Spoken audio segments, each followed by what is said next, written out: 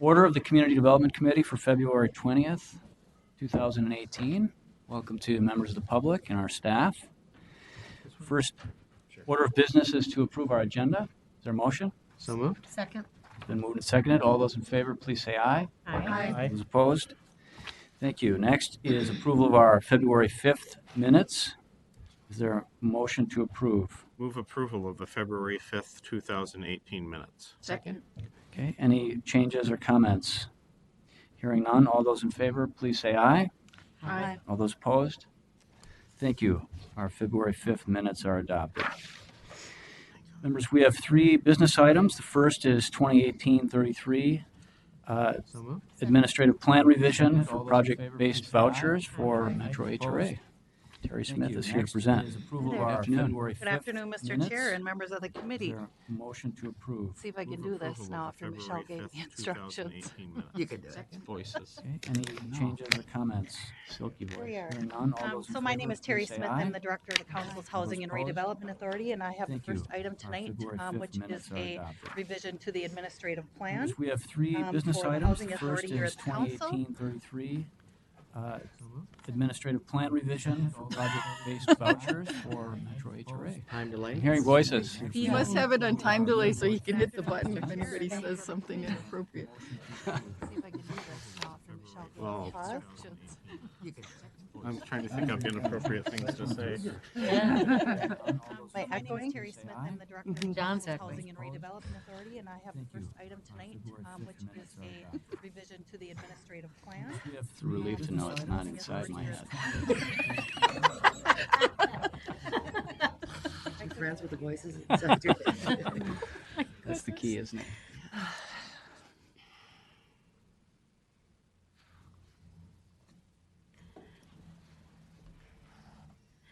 Okay, start again. Again, I'm Terry Smith. I'm the Director of the Council's Housing Authority. I'm happy to be with you for the first item is a revision to the administrative plan for the Housing Authority. The specific action is that the Metropolitan Council approve a revision to the administrative plan to incorporate additional language for the award of project-based vouchers. The administrative plan, as you may recall, is the policy document. It's the main policy document for the HRA. It contains regulations as set by the Housing and Urban Development, Department of Housing and Urban Development, as well as Metro HRA discretionary policies for how we administer both the Housing Choice Voucher Program and the Project-Based Voucher Program.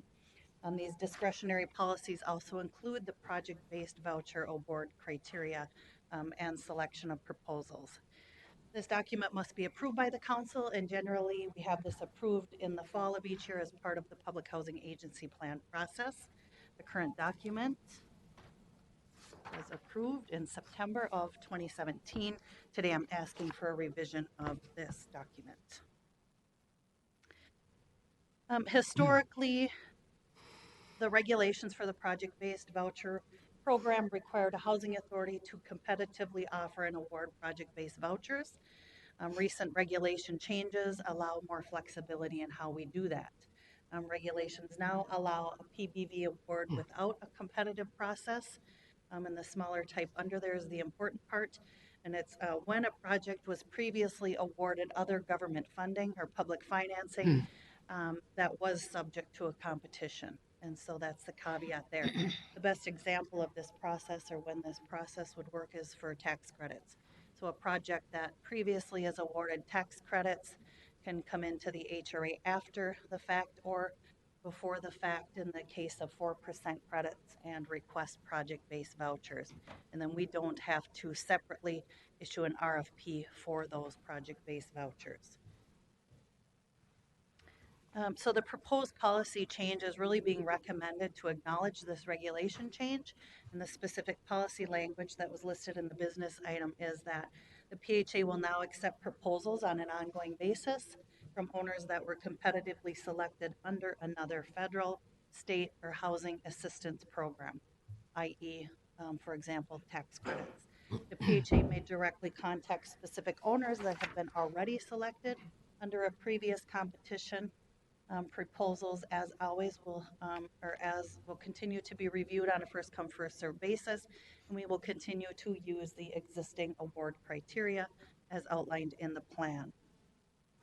The business item is also, I'm also proposing one change in the selection criteria, and this change is really to acknowledge the balance that we are trying to accomplish with investing in place and investing in new neighborhoods. The underlined language here in the third bullet is what we are proposing to change today, but the existing criteria continues to be owner experience, the extent to which a project deconcentrates poverty, to promote projects that are located outside of the key 50s, so areas of concentrated poverty where 50% or more are residents of color. And then this is the new language, unless the project is preserving an existing subsidy to help maintain affordability. Other criteria continues to be the extent to which a project increases the supply of affordable housing, to the extent that the project encourages economic integration, so includes a mix of incomes in a project, promoting linkages among housing, jobs, and transportation, so projects close to job centers or along transportation corridors, and then the extent of community support for projects. I'm just proposing that one language change. And that's what I have, Mr. Chair. I'm happy to answer questions. Thank you very much, Terry. Questions? Councilmember Dorfman. Thank you, Mr. Chair. Terry, this is great. It gives us some more flexibility to have more vouchers throughout the suburban communities.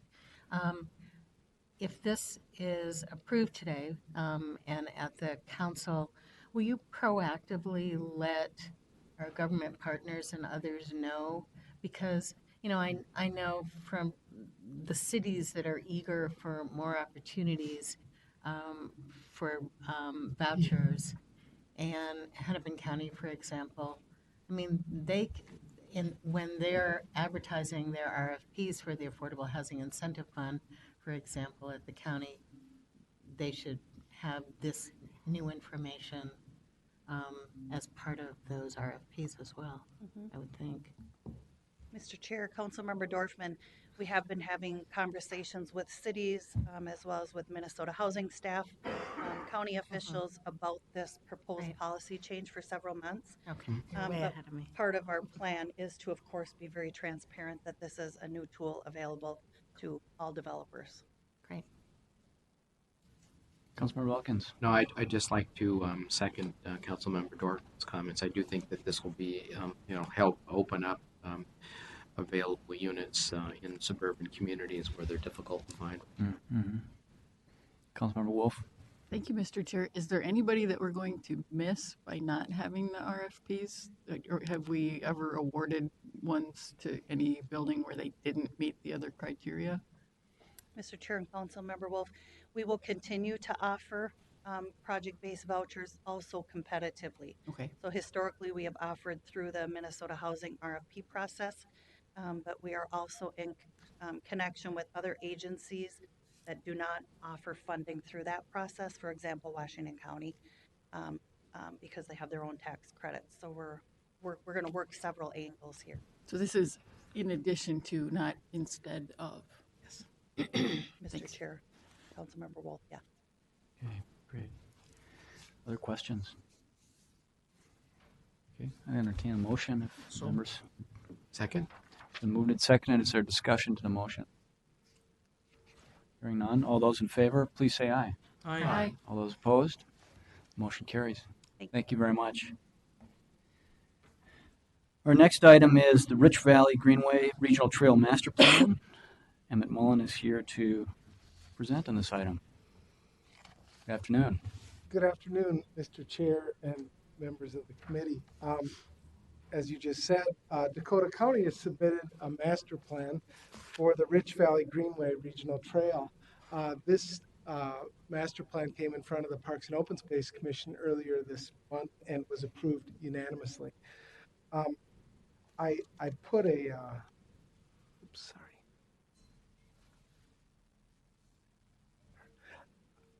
I gave each of you, I think, a map of the regional park system.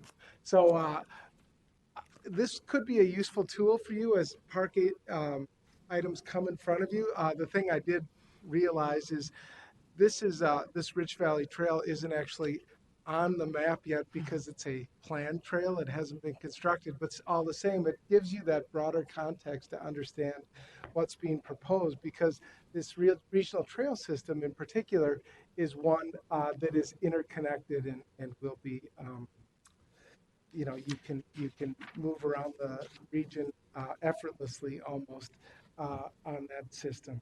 So this is a map of our system, and the circle is the Rich Valley Greenway. It's located in the cities of Eagan and Inver Grove Heights in Dakota County. The East-West Regional Trail Corridor is about 5.29 miles. Here's a more detailed view of the regional trail alignment. And this is a trail that connects Lebanon Hills Regional Park with the Mississippi River Regional Trail.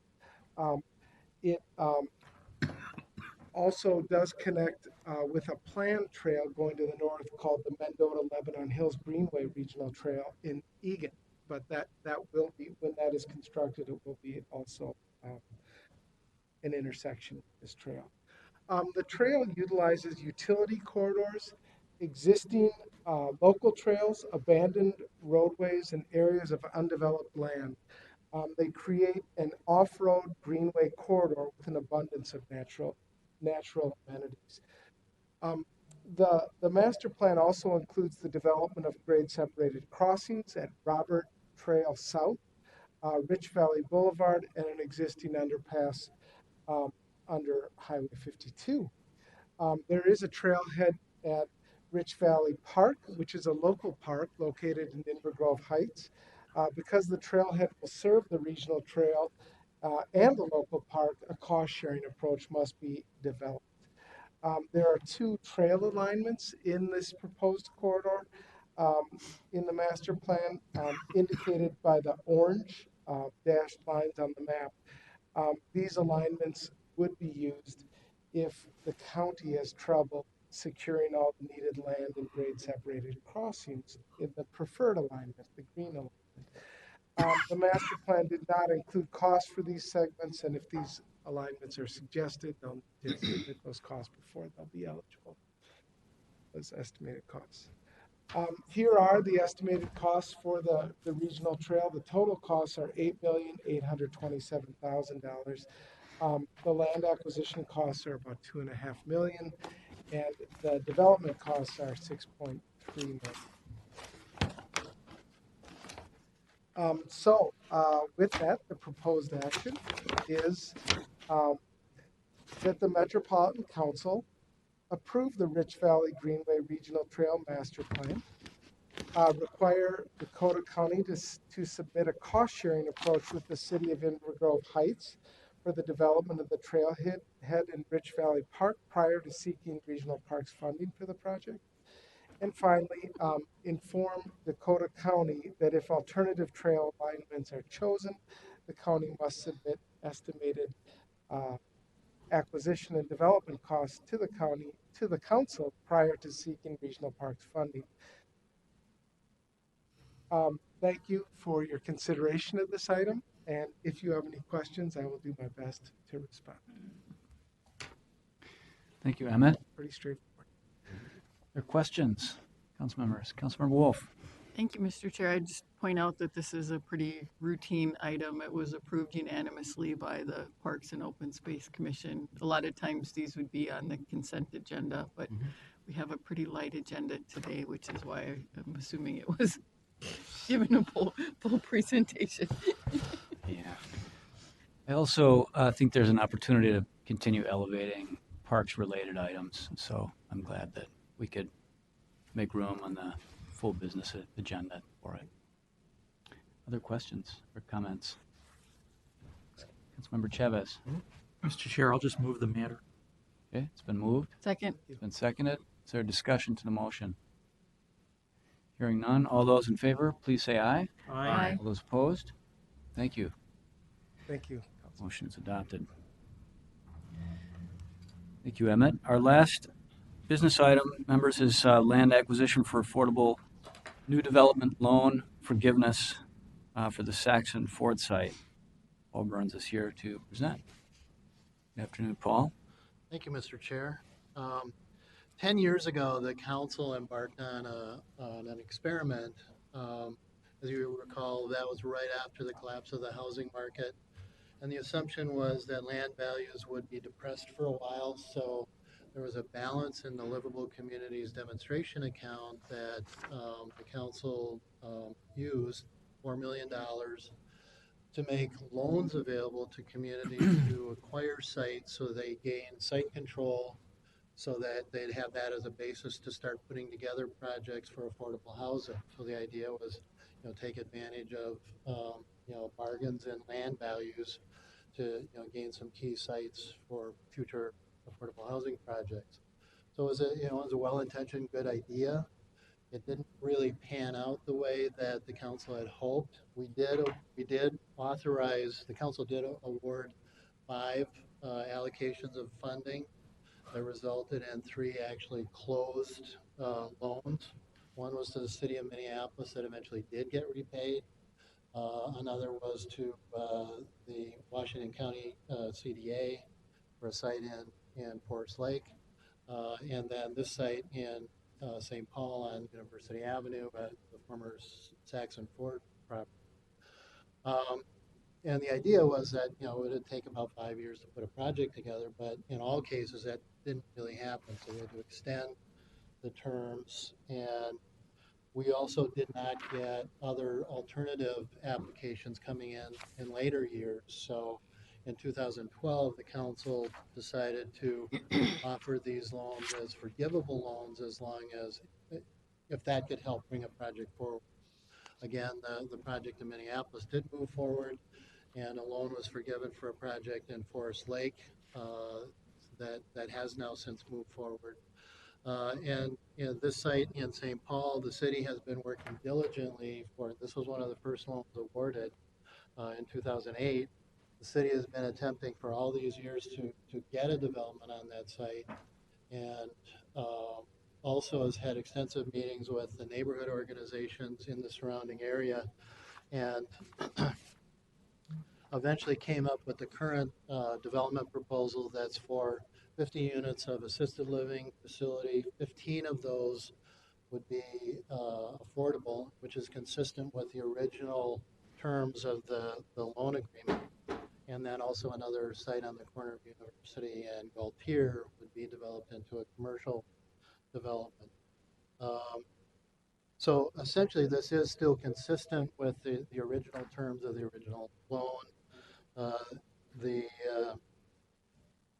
city is now proposing this development as to use that $1 million that was awarded in the original loan. We also had and the communications with the neighborhood resulted in the neighbors saying we've got enough affordable housing in this neighborhood.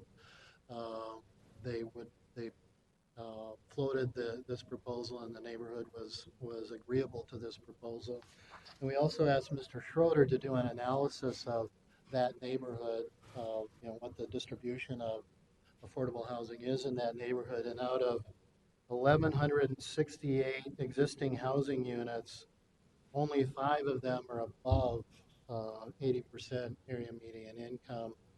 942 of those units are 50% AMI or lower. So one thing that this development would do with the market rate portion of the development would actually increase the diversity of housing stock in this neighborhood.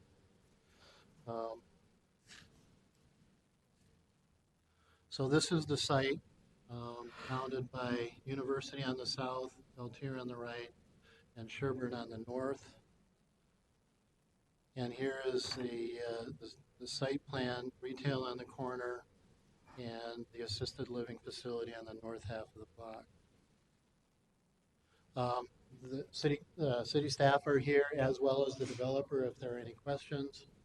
Other than that, Mr. Chair, the staff recommends approving the request to forgive this loan for the proposed development and authorize the community development director to execute amended loan agreement documents for the site. Thank you, Paul, for the presentation. Council members, do you have comments or questions at this point? Councilmember Dorfman. Paul, just curious, what's the Minneapolis site or project? Do you know? It's in the Seward neighborhood, that development there right on Hiawatha, Right, and okay. Seward Redesign was Redesign, the yeah. nonprofit that developed Yeah. that site. Right. Councilmember Barber. Thank you, Mr. Chair. Just have a question of, so you talk about where some of the status of some of the loans are. Are there other city loans outstanding or? Mr. Chair, Councilmember Barber, this is the last of the three Okay. loans.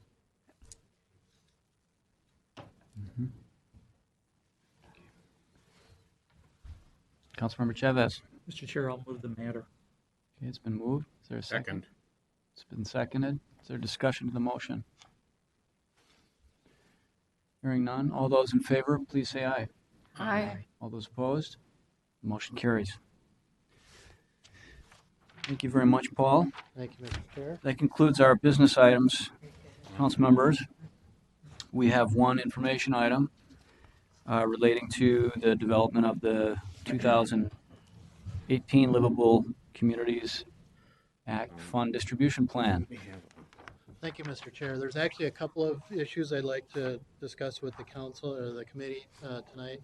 One is to continue the update on what the dialogue that we've had with the Metro Cities group from our second meeting. And then separately, there are some issues we'd like to at least alert you to that we may be coming back to get your input on and ultimately your approval of in the fund distribution plan, which is coming up at your March 19th meeting. So with that, a brief summary of the second meeting that we had with the Metro Cities group. Council staff presented detail on how the scoring actually happens, because there's a lot of questions about how that's actually applied in the review of various applications. And after having gone through that, some of the reactions from the group was clearly that more outreach is needed to help communities, especially those communities that aren't commonly coming in for grant applications, on what their chances are, what the criteria are, what they can do to enhance their opportunities for being successful, and just to communicate that by and large the success rate is actually quite high, and we're here to help them be successful.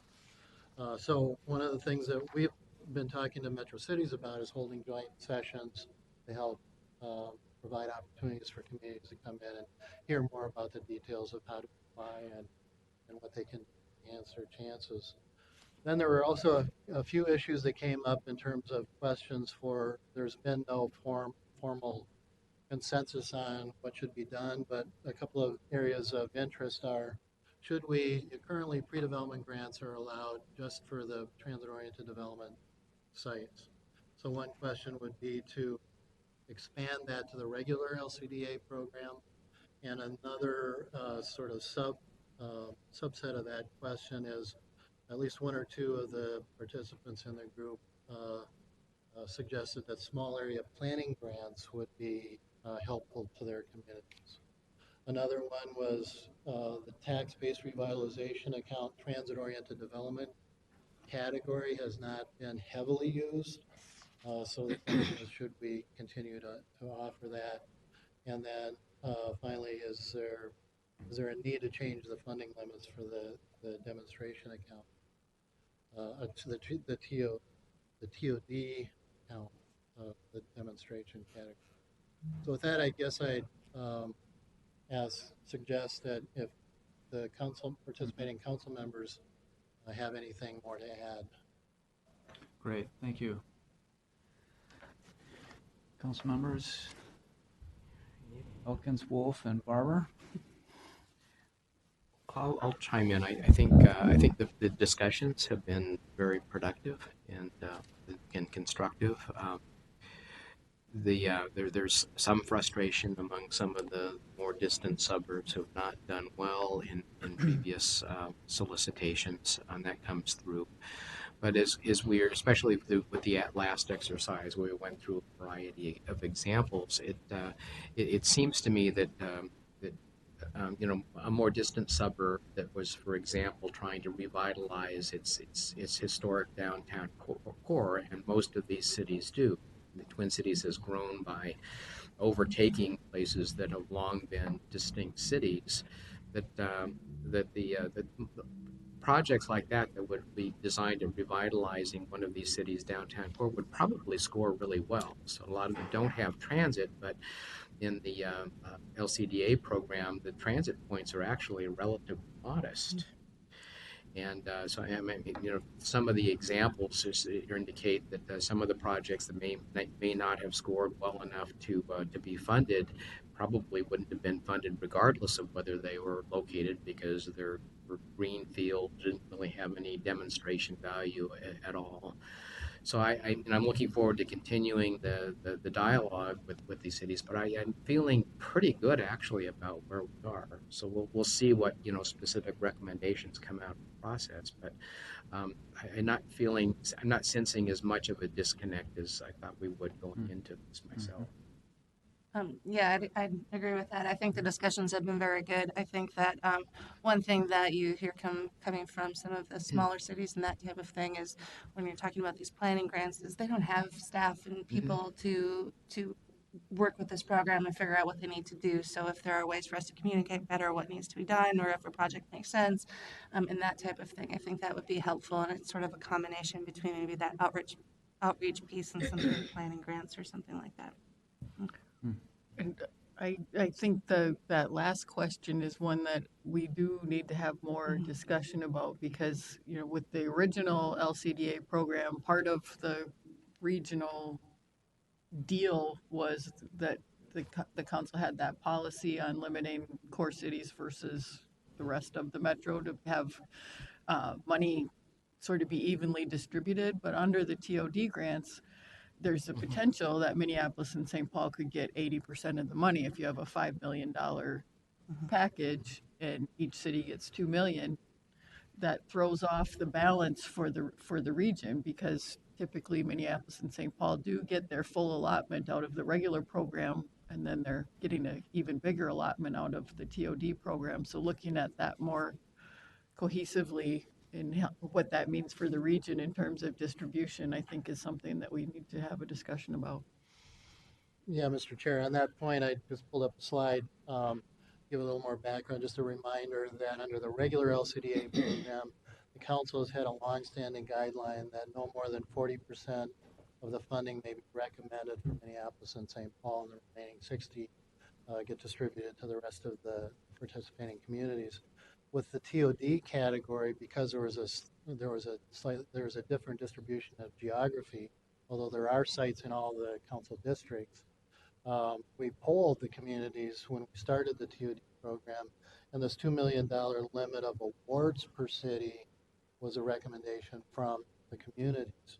But that's not to say that that's the best solution. So the cities can apply for any amount they want. It's just they can't get more than 2 million, and that kind of creates almost a competition within a city sometimes. Councilmember Dorfman. Oh, thank you. So Paul, what do you think are the reasons that there hasn't been as much interest in the TOD pot of money? That's a good question. Partly because in TOD we have 2 cycles per year under the regular program. So, but we offered it under the TOD. We started out as either or both the regular LCDA TOD, the TBRA TOD, or both. And we decided that was what was happening was we were getting people that were kind of fishing around for which cycle was going to be the most successful for them. So we limited it then to you can only apply for the TBRA TOD if you're also applying for an LCDA development grant, so that if you had a project that needed cleanup and development, you'd only have to apply once. And so we've also written into the fund distribution plan some flexibility that we'll know by May what the applications are going to be, so we can free up any money that's not being applied for already under the spring round of the TBRA or the fall round of the TBRA, because we will have decided on which ones are going to get funded by the TOD program. So we've created a lot of flexibility, and so we don't have a lot of demand, but at the same time, if you've got a project that also needs cleanup, you don't have to come in and apply through a second cycle. Councilmember Elkins. Thank you, Mr. Chair. I think I'd add that, for now, I mean, the projects we have done, the green line and the blue line are pretty much in Minneapolis and St. Paul. But now that, the green and blue line extensions, the orange line, the gold line, I think that there's going to be more opportunities for suburban communities to participate in the program as well. Well, you probably, excuse me, Mr. Chair, probably don't remember a couple of months ago I gave an overview. Yep. And we showed a map of where the distribution has been, and actually outside Minneapolis and St. Paul, communities on both those lines, as well as the North Star, have been fairly successful at getting some funding in. In a minute, I'm going to raise another issue that, just for your awareness, that we are going to be adding potentially some more. Yeah, and already we're seeing cities like, Hopkins and St. Louis Park doing pretty well. Paul, I wonder, has there been any discussion about feedback from the development community about why the TBRA TOD grants have not been fully subscribed? I mean, that seems in a way like an output, not an input. The input is the fact that there are contaminated sites all over the region. Anything that was in use before 1960 or so, there's going to be some issues more than likely. So what is the development community saying is the inhibition about that program? Have we gotten any feedback about that in this process or otherwise? Mr. Chair, no, we haven't really gotten much from the development community. Okay. Primarily they're going, where can we get money for our projects? And the limitation on the TBRA TOD is partly our own doing, so that we're really trying to get projects that are truly designed to be oriented to transit for that category. There's still plenty of opportunity under the regular categories to apply for funding. But when we, the council established its strategy for transit-oriented development, and the goal was to get developments that are truly oriented to transit by both design and by their components. So we've sent a message to the cleanup community that you really need to be part of a project that's designed to transit. Still plenty of opportunity to apply for funding under the regular program for cleanup projects for something that's other than something really focused on transit. Mm-hmm. So to some degree, it's a question of what is the incremental value of taking those TBRA dollars and designating some of those as TOD TBRA dollars, as opposed to returning to a one category approach. Mr. Chair, I just characterize it as a customer service. So that if you've got a TOD project that needs cleanup, you just have to apply one time and compete in that. Yeah. Okay. Thanks. Briefly back to the issue of the pre-development and small area planning grants. Just here's a couple of thoughts. We want to offer small area planning grants that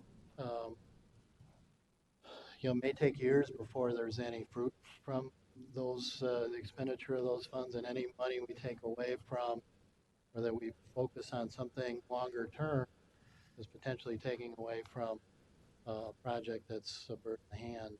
It's going to deliver results. So those are some things to think about. We also could probably tag on to what the local planning assistance group has done in terms of identifying which communities would be eligible for.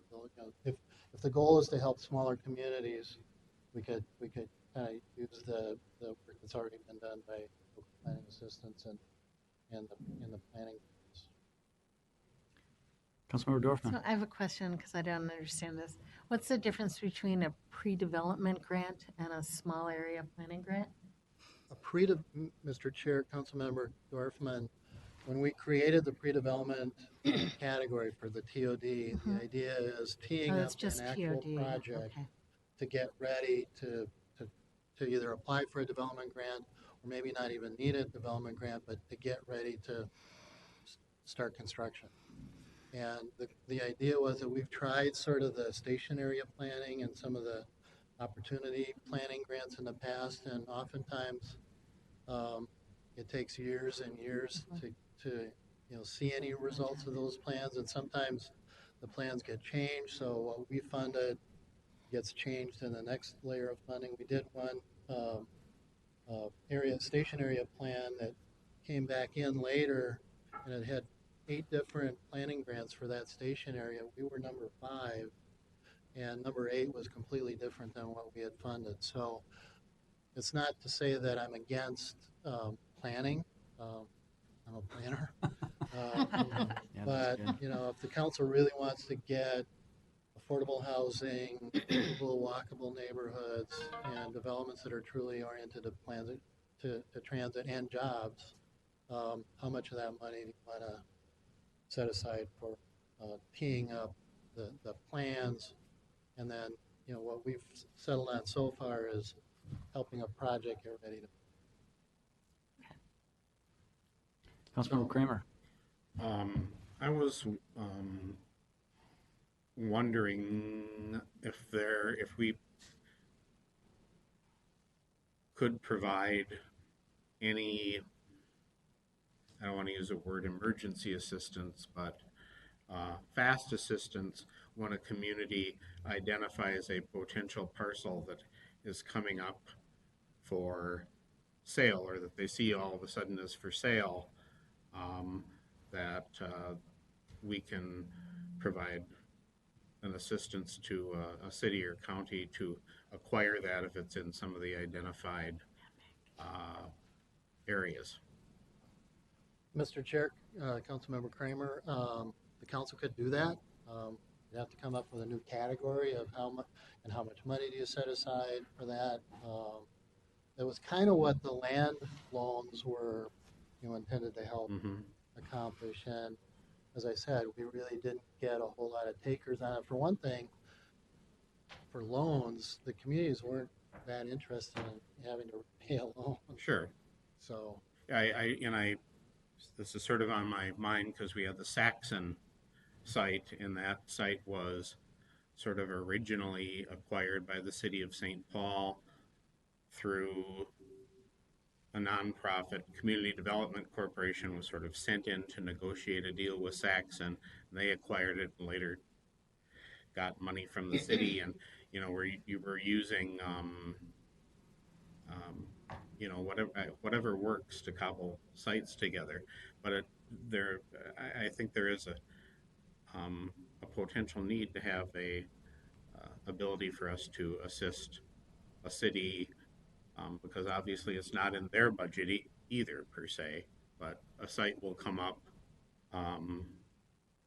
and the wheels of government don't move fast enough to redevelop it. It goes on the market, becomes a used car lot, and it's sitting on a major transit route or something.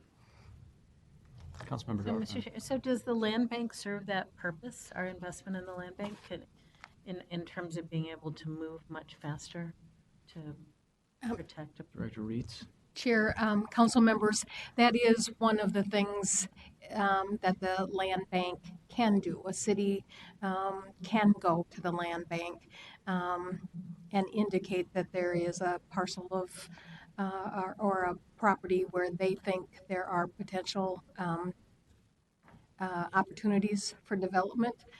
The land bank is going to be primarily looking for either affordable housing uses or commercial opportunities that would benefit lower income people in that neighborhood. But they are able to sort of swoop in and purchase it and hold it until development is ready for it at a later time.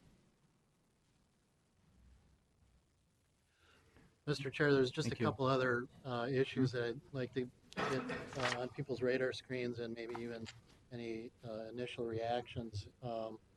We're working with our finance folks to see just exactly what the balance is in the LCDA account.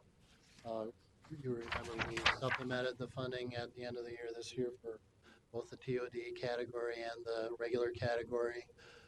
So the question would be if we come up with a dollar amount, let's say $5 million, and I don't know that that's the number we would present to you, but if we did have that balance that we felt was safe to access, would you want to include that as being available for this year so that upfront all the communities know what the pool is? Mm-hmm. And then just another thing where we've been circulating between Metro Transit staff, the TOD office, Metropolitan Transit Services on what's the best threshold for when we make TOD sites eligible. When we started, it was preliminary engineering for a line that would be operational by 2020. Now, obviously, needs to be updated, and so we've been focusing mainly on approval of environmental documents being a point at which the line is probably going to be forward, and a developer might have enough confidence to actually design something to be oriented to transit. So right now we're looking at no significant increases this year, but possibly making the Gold Line stations eligible for pre-development this year, and then we'd add them as eligible for full development funding next year. And there have been two high-frequency express bus stations that have either been built or expanded now that would meet the threshold that we established for high-frequency express bus. So just so you know, we'd be probably coming back with something for May next week. Mm-hmm. Okay, thank you, Paul. So you're looking for feedback on those specific points Sure. in the immediate term, and I wanted to understand too, before March 5th, will there be an additional meeting of our council members with the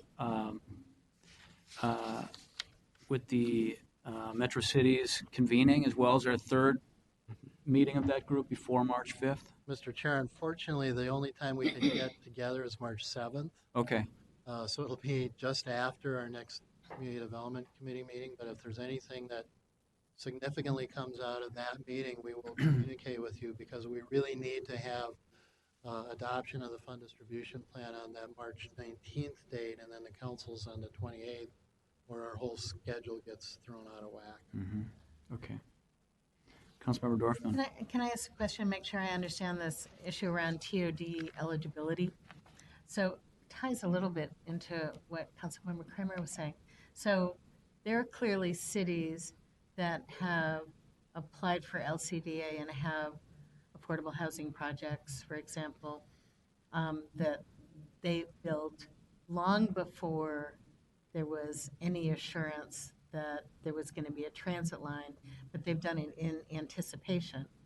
And there's this sort of sweet spot of being able to get in and get the land for less, because once the line is for sure a thing, then those parcels, people are going to want to gobble them up. And so we have to be careful in terms of not waiting too late, I think. Mr. Chair, Councilmember Dorfman, again, we point out that for some reason, developers and cities are really focused on getting that TOD funding. Maybe it's because it's a hot topic, but there's still $7.5 million in the regular LCDA program that they can apply for. Sure. Plus, if it's an affordable housing project, they can apply through Minnesota Housing, and we can contribute towards local housing incentives account funds for projects too. I don't know if that answers your question, but it's something that comes up a lot. Mm-hmm. Yes, Director Reitz. And I would just point out that there were, I can think of 3 properties on the Green Line that the land bank purchased. And an LCDA grant was the takeout. In other words, the land bank held it, and as when an LCDA grant was awarded, they used the acquisition money then to buy the property from the land bank. So it should So it work. really is a successful tool in that way. Yeah. Councilmember Elkins. Yeah, just my conversations with some of the representatives of affordable housing developers, especially with respect to the Green Line itself, they were saying if you got in early, if you waited too long, some of the best sites near stations along the Green Line, the property values were going up like 50% from the early buyers to the late buyers.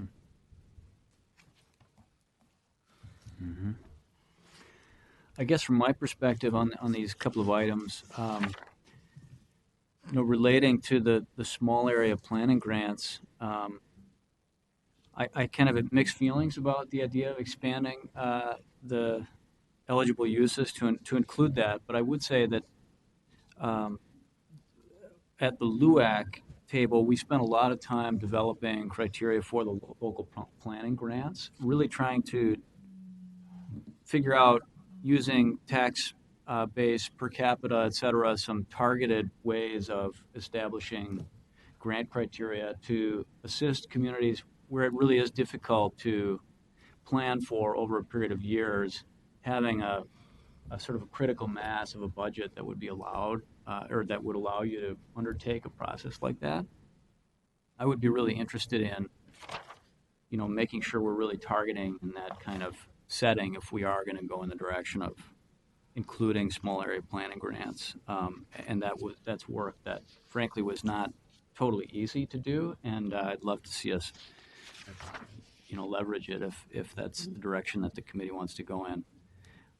In terms of the other items, I would be interested in the idea of using some additional fund balance to increase the amount of funding available in 2018. And I'm looking forward to, recommendations about the consensus for eligibility criteria for areas that are eligible for both LCDA and TBRA TOD programs. I think that makes a lot of sense. I think we started at a fairly narrow place, and maybe there's opportunities to broaden that without diluting the program. So those are my thoughts. Others? Councilmember Chavez. Thank you, Mr. Chair. I come back to, show me the money. We're not talking about a lot of money here. So we want to be careful that we don't dissect this so much so that at the end of the day, rather than getting a slice of pie, you're just getting one piece of an apple for a project, which then doesn't make it effective. So, and likewise with the planning grants, conceptually, I would support that. I have no idea if we're talking $25,000, if we're talking $100,000 for a particular grant. What's going to make a difference for a community? I want to be effective. So if we were able to bump entire, make the pie or the pot larger and provide something for the smaller communities, I think that would be helpful. But I don't want to do it at the expense of, like what you were alluding to. I don't want to do expense of something that I've got in my pocket here. Like say, I want to roll with this. Councilmember Barber. Thank you, Mr. Chair. Along the lines of the planning grants, I agree. I don't want it to take away from the broader program, but I think it's something that's worthwhile looking at for some of these smaller cities. It's just sort of they need something to get started.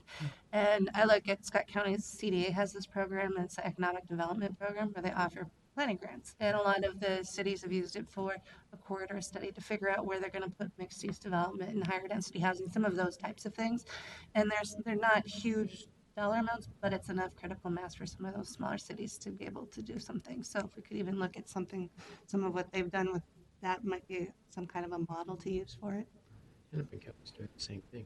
Mr. Chair, just for a little background, just to fill you in, currently there's 500,000 set aside in the LCDA TOD category for those redevelopment grants.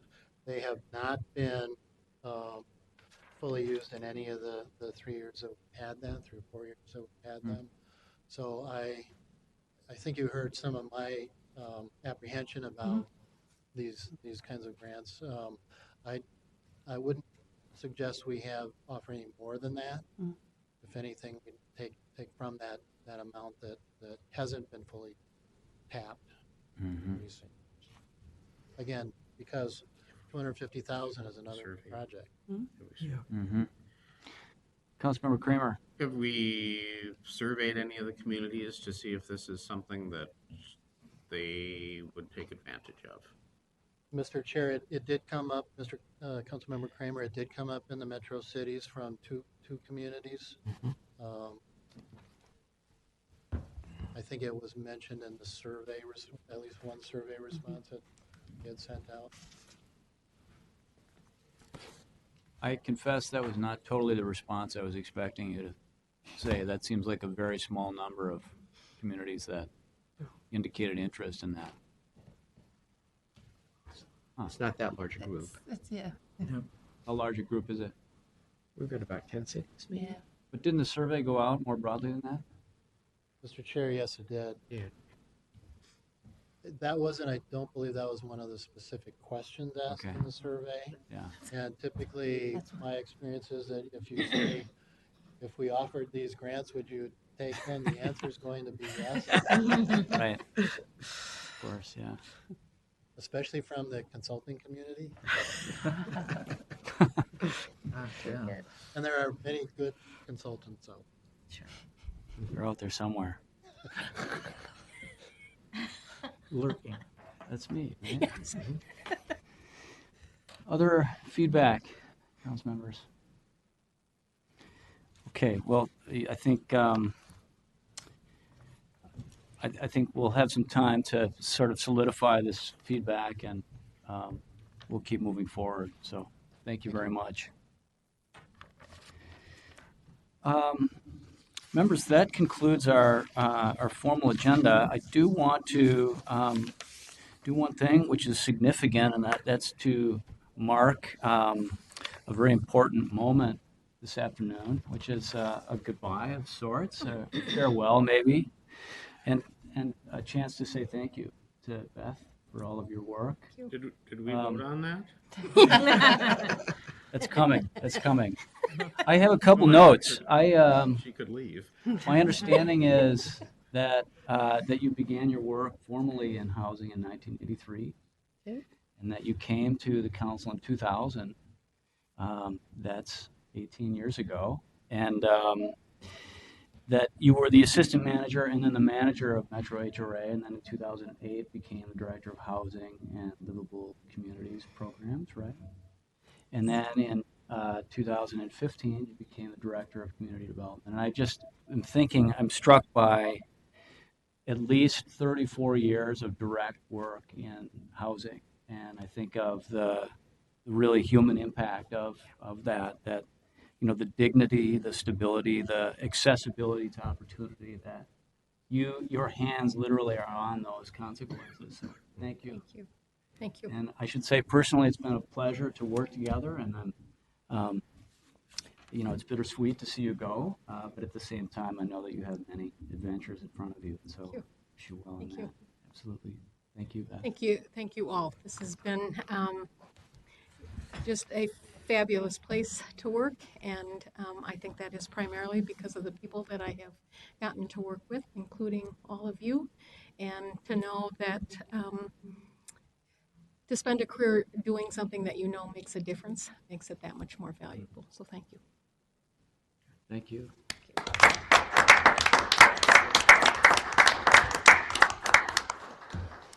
Council members, the last thing I think in terms of our agenda, I would propose that we include the land acquisition for the Saxon Ford site on our business agenda, and then the other two items go on the consent agenda, if that works from your perspective. Okay, great. Thank you. I think with that, we'll be adjourned. Thank you.